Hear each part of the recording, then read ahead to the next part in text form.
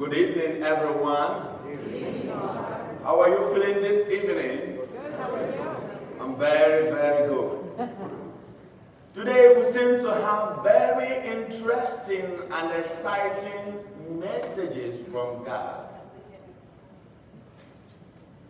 Like I said in the beginning, today's reading seems to be inviting us to reflect on the mercy of God.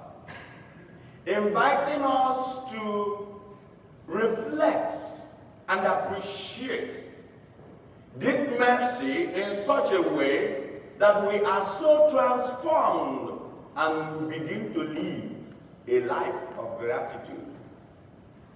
Like the first prayer said, the opening prayer, that He gives us the grace that will make us determined to be doing good works. How do we see these things in the readings of today? In the first reading, we saw an Aramean captain. Naaman is such a very powerful Aramean captain. He has defeated every person. His name reigns fear in the neighboring countries, including the Israelites, in the country of Israel. By the way, Aram is the northeast boundary of Israel. And between Israelites and the Arameans, there seems not to be a good terms. But the issue remains, this is the background for this reading, because we just saw where Naaman went into the river, plunged himself 7 times, and then came out as fresh as a little baby. But then the background will make us know actually what happened. Naaman, as an Aramean captain, was so powerful, but in his mighty power, he was a leper. And a leper is such an outrageous sickness that disfigures the skin, and it goes beyond disfiguration of the skin to also social disfiguration and at the same time spiritual disfiguration, in such a way that the hands, the whole body get disfigured, and the person is estranged socially and at the same time spiritually. You can connect that in the readings of the gospel. When the 10 lepers when they met Jesus, and Jesus had to tell them to go to the priest and show themselves. That means that when a leper is cured, he doesn't just go home. He goes through a process of cleansing. And so, that's why I said it's estranged, disfigured spiritually. And that's why when they came to Jesus, they were standing like 6 feet. They were standing apart because they are not allowed, the lepers are not allowed to come close to any human beings. Just like today's COVID-19. Remember the social distancing of 6 feet and all those. It could be leprosy, could be as worse in social distancing as in COVID. And so, this powerful Aramean captain was so powerful that despite his power, despite his might in war, despite his fame, he was a leper. And so, was not complete. And that could tell us how incomplete, no matter what kind of gifts, no matter what kind of personality, no matter what kind of office we have, we can never be complete. Man by nature is never complete. And so today you might be consoled when you feel there are a lot of things you have, and you have been worried about a whole lot of things you cannot do by yourself.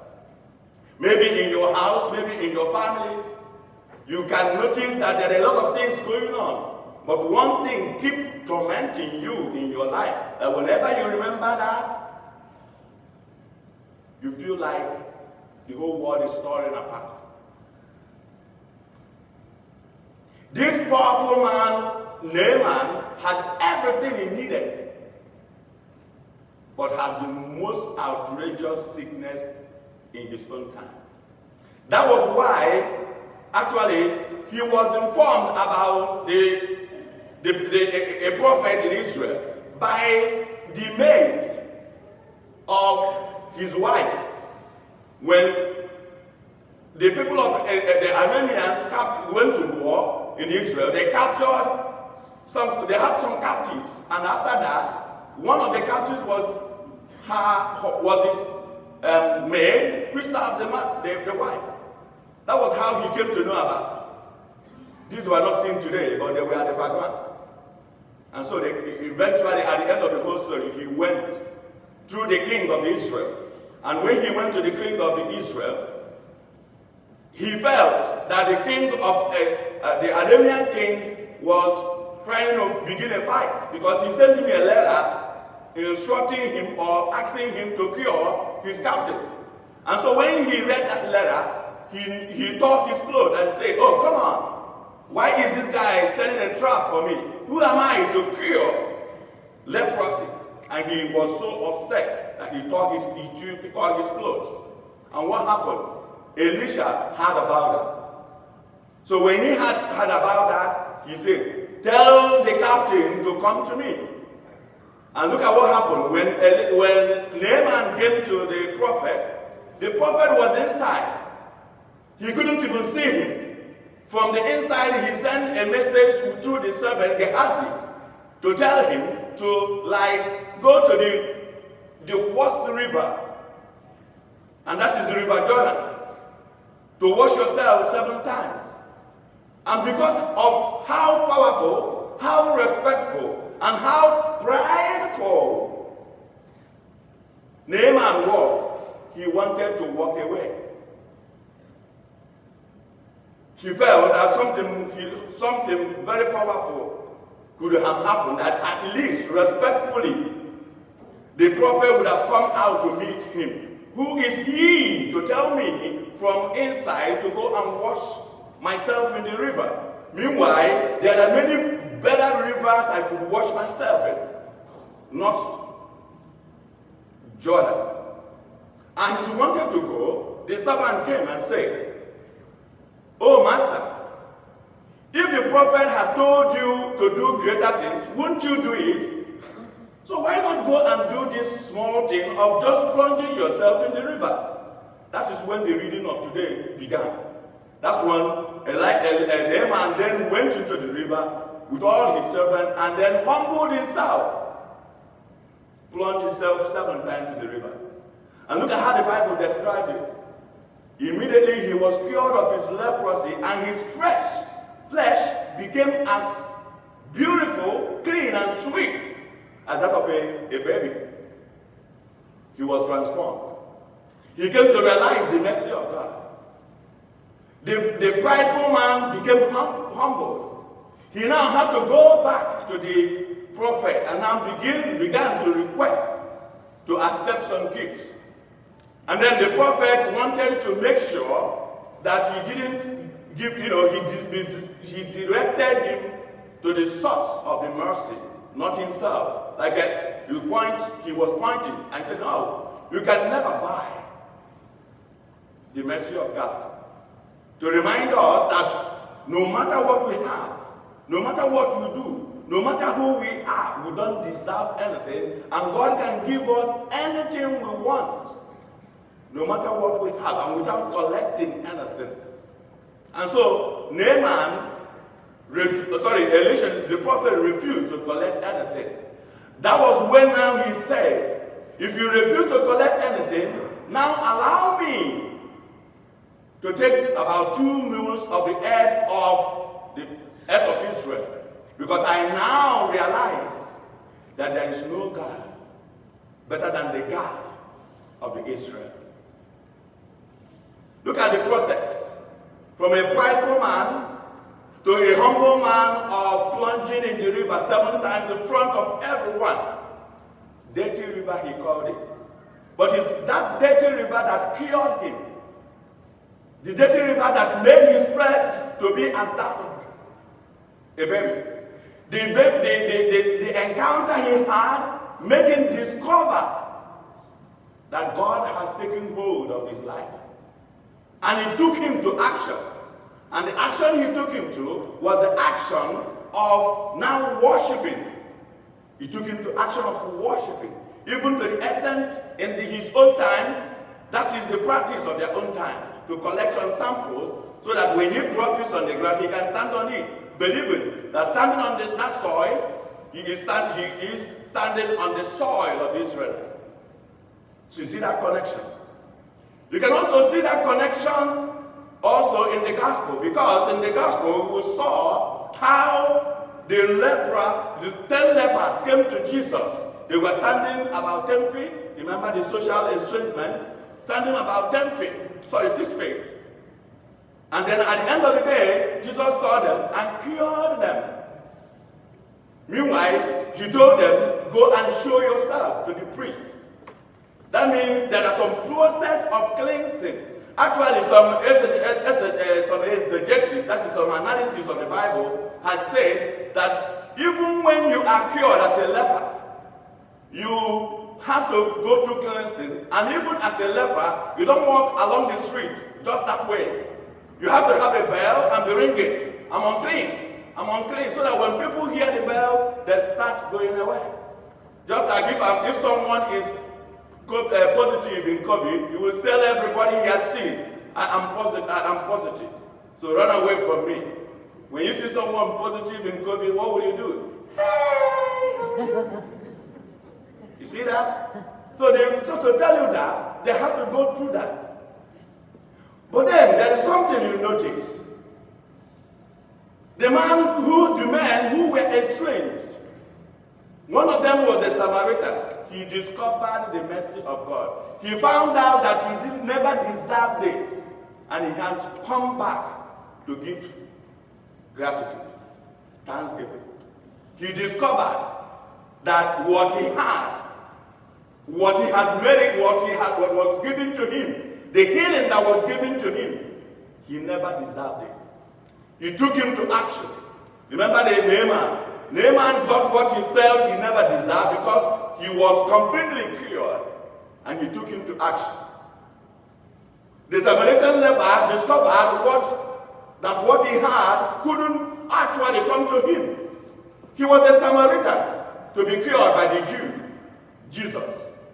So he couldn't just take it that way. He led him to action. He led him to thanksgiving. He came and then prostrated on the ground and said, thank you so much.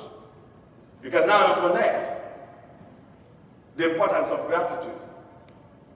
It made them to know that what they have does not just a merit of their lives. That is why St. Paul, who encountered Jesus, knew that the salvation and the mercy God gave him was not of his own merit at all. That was why he said that even in prison, that the gospel is not changed. He has to be preaching the gospel. He has to be living his life, even when he is suffering, because he was not alone anymore. The encounter he had was undesirable to him, that is not merited. And so his life has been transformed, that even in the prison, he could preach the gospel. He could be happy. He could write some letters. He could encourage a whole lot of people. He could be a life of invitation to everyone. In the Bible, leprosy stands to be the disfigurement the sin has done in our life. The sickness sin has done in our life. Whenever you see a leper, the way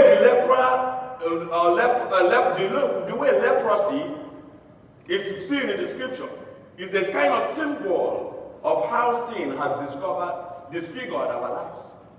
And that is why when we encounter Jesus through baptism, remember the water of baptism, in the baptismal font, we are dipped. Actually, because of practices, we no more dip ourselves inside the water. We just pour the water. for some immersion. He got into the water. For those of us who don't know how to swim, I wonder what will have happened if we go to baptize ourselves. But the important thing is that when you dip yourself in the water of baptism, you come out wet. You don't come out the same. You don't come out just the way you were when you enter. When Naaman came, he went home clean. When the leper came, he went home clean. When we go to the baptism, we come out clean. And that is why our life should become transformed in such a way that we begin to see life from a different point of view. I begin to see life and see my neighbor. All the barriers that cut across every person I meet in my life become submerged in the need of the salvation. Become submerged in the fact that all of us seek God. When you look at Naaman from the country of Aram and the Israelites, who were enemies, but because of the common need to see God, he has to come from Aram to Israel. The Samaritans were in different enmity with the Jews because of the common need to see God. He has to come. And then there were a band of lepers. The disparities, the discrepancies, differences were submerged to the extent that they have to come with a common intention. They were united with a common need. No more Jews, no more Samaritans. That's what we should be. The virtue of the fact that we are baptism should unite all of us, that the differences and barriers of life we have should be submerged in our life of thanksgiving of Christ. And that's what faith should be. And the climax of the whole experience we have in God is in the Eucharist. You see that? When Naaman was sick of anything, he came to God. When the lepers were sick of anything, they came to God. So when we are sick of anything, it may not be physical sickness, it may be worries, it may be difficulties. Instead of going out of God, instead of getting disappointed, we should come to God, because that's where everything is submerged. Everything is made flesh. Everything is changed. Everything is transformed. That's why today's reading, I say, is inviting us to know that we don't deserve anything. We know that we can never be complete without God. We know that we have been transformed, that no matter what we have right now, that is the mercy of God. We don't deserve it. And so we should live our life as a life of thanksgiving in such a way that even when we suffer, our lens of seeing suffering changes. Even when we get something, our lens of, instead of prideful that we deserve it, changes that we don't deserve it. And that will make us come back and say, we are very grateful. And how do we say we are very grateful? You can use your neighbor, I can use you, the way I encounter you, the way I serve you, the way I deal with you, the way I relate with you, the way I do my job, will be a way I'm saying I'm very grateful to God, because this job I have, this priesthood I have, I don't deserve it. My dear friends, you can see how wonderful today's reading. I don't know how you have encountered God in the words of today's reading, but I wish and hope that you become as fresh as Naaman and as cleansed and saved as the Samaritan leper, so that our life becomes transformed, that we begin to show gratitude to the mercy of God, so that whatever we have, we know we don't deserve it. And no matter how powerful we can be, we can never be complete until we are hooked in God.